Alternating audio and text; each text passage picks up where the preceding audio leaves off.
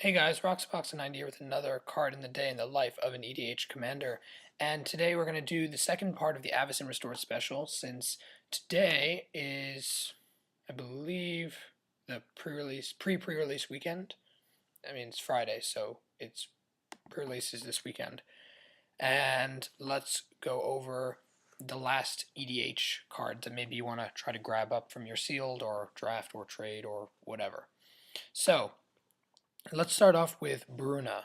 Bruna is 3, 2 white, and a blue for a 5/5 flying vigilance. And whenever she attacks or blocks, you may attach to it. Okay, so it's kind of like a Titan that way. You may attach to it any number of auras on the battlefield, and you may put onto the battlefield, attached to it any number of aura cards that could enchant it from your graveyard and or hand. So I really don't like this card because it relies on auras to be really good. And auras are not something you're going to see widely used in EDH. They will be used because they tend to be fairly cheap. And some decks specialize in them, such as Zur the Enchanter. And his decks tend to run a nice number of enchant creatures, auras, sorry. So in that sort of deck, she'll probably find a very snug home because you'll see that often. Or running against Zur the Enchanter, you'll probably see her. And there's some other decks too that run enchant creatures, but the biggest problem with auras is that they're a 2-for-1 card loss very often. If you put an enchantment on an enchant creature, I confused because I was playing from way back when, so they were called enchant creatures. Now they're called auras. But when you put an aura on a creature and then someone destroys the creature, then you've just lost not only the creature, but you've lost the aura. You had a 2-for-1 loss. So the other person just gained card advantage over you for the simple fact that you ran an aura.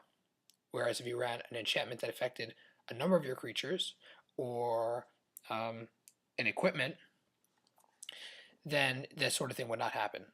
So yeah, her cost is totally fine. 6 for 5/5 flying vigilance is already a great body, and her ability is wonderful in a very limited deck.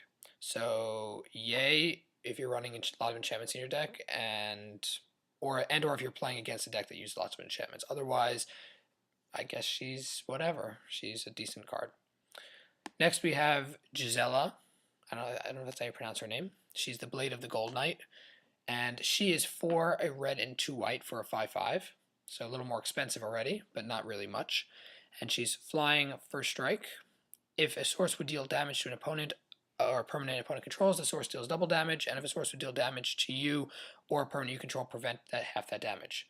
So the reason this is ridiculously good in EDH is because it's damage to an opponent or a creature they control. And if it deals damage to you or to a permanent you control, you prevent the damage. So the fact that it prevents for you, both you and your permanents, is ridiculous. And the fact that it does damage to the player or to the creature equally is insane. So basically it makes her a 5/5 flying double strike, in a sense, because she does double damage. And that's pretty ridiculous. And damage dealt to her half, so it's even more, it's like triple double first strike. So yes, that's kind of what she does. So she's an absolute monster. Any Boros-styled deck should definitely run her. She's crazy. Particularly, I'd recommend her with Brion's Stoutarm.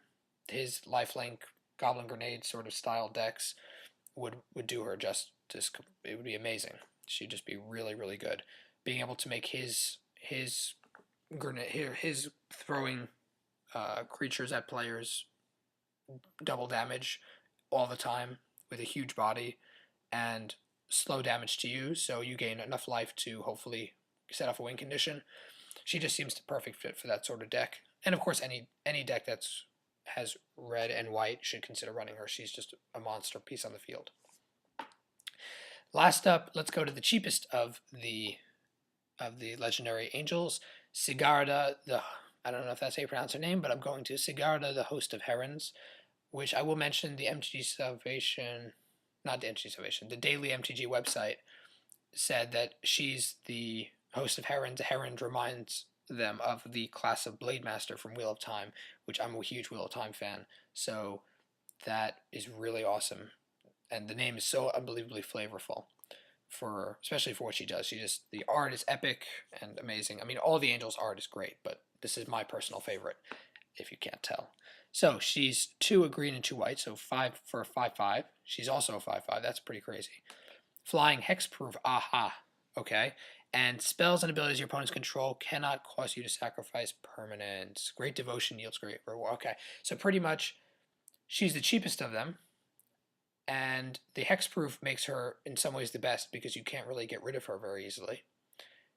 And the ability is really great because in EDH, forcing your opponent to sacrifice is one of the key ways of stopping players, especially players that are running creatures that are trying to be protected. So creatures that run Shroud and Hexproof, how do you stop them? You make them be sacrificed, or you wrath the board, one or the other. But let's say you attach a Darksteel Plate to a creature with Hexproof. Then you can't do that. The only way to kill them is to sacrifice or give them -/- counters, but if they're Hexproof, then the only way to kill them is sacrificial. So not only does she protect herself, if you throw Darksteel Plate on her, then you're presumably, for the most part, she's safe, period. I mean, it'd be very, very hard to stop her. And her ability, making it that other permanents you control can't be sacrificed, is also really powerful because black, particularly, runs a lot of your opponent sacrifices things as a way to stop you. Liliana of the Veil is an obvious example. Grave Pact, Diabolic Edict. I mean, there's a lot of sacrifice, and she basically makes those spells null and void as long as she's around. So, in my opinion, of the 3 multicolored, she's probably the strongest in terms of the fact that she protects herself and protects your stuff. The most powerful raw power is Gisela for sure, and Bruna can be really strong. It's such a narrow focus deck that I wouldn't necessarily recommend it. Last up, we have, of course, Avacyn, the Angel of Hope. Lots of people have talked about her, and I'm just going to give my 2 cents. So she's 5 and 3 white, so you probably will not run her too much out of mono or bicolor, just because the 3 white is a hefty cost, unless there's a reason to. And so 8 for an 8/8, Flying Vigilance, and Avacyn, Angel of Hope, and other permanents you control are indestructible. Another Kaalia card, no doubt. Definitely going to go into everyone's Kaalia deck. She hits play, Kaalia is indestructible, she's indestructible, and suddenly you own the game. It's almost impossible to stop. Her body's huge. She's really powerful. She's a bit limited, I think, because of her costs, the way her cost is set up, and I mean, I guess you need vigilance. I would have preferred something. Well, I guess vigilance is fine.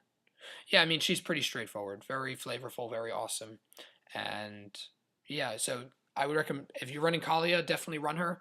Otherwise, mono and bicolor decks should definitely consider her as one of their endgame beater cards. She's very, very powerful, and there's not much else to say about her. Her abilities are pretty straightforward. So that is the rest of the EDH spoilers. I didn't really get any questions or comments about other cards, or if I got a short question, it was about last video and I answered it there, and there wasn't anything else to follow up on.